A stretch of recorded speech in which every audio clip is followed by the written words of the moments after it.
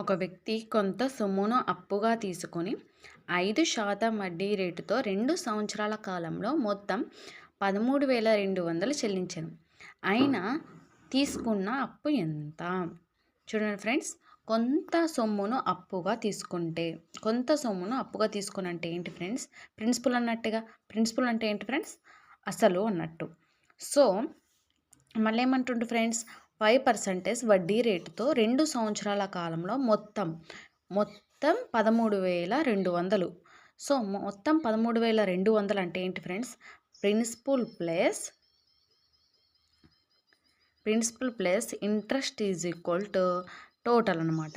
అంటే ప్రిన్సిపల్ ఏంటి ఫ్రెండ్స్? మనం అసలు కదా, అసలు అంటే 100% అనుకుంటాం కదా. 100% ప్లస్ ఇంట్రెస్ట్ ఎంత ఫ్రెండ్స్? 1 ఇయర్కి 5%, 2 ఇయర్స్కి 5 2 10%. సింపుల్ ఇంట్రెస్ట్ అన్నట్టు ఇన్ పర్సంటేజ్లో టోటల్ ఫ్రెండ్స్.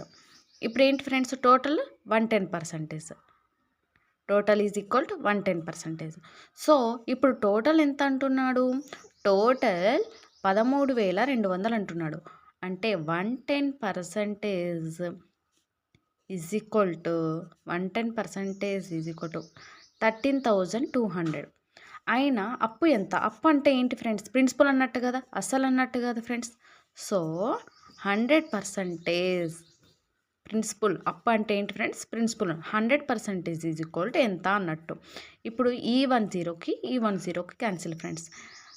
13 1s చూడండి friends, 13 1s and 13 2s. So 12. ఇక్కడ ఆల్రెడీ 10 క్యాన్సిల్ అయింది ఫ్రెండ్స్. 10, ఇక్కడ 2 zeros, 3 zeros. 3 zeros అంటే 12,000 ఫ్రెండ్స్. ప్రిన్సిపల్ అంటే తీసుకున్న అప్పు ఎంత ఫ్రెండ్స్? 12,000 రూపీస్.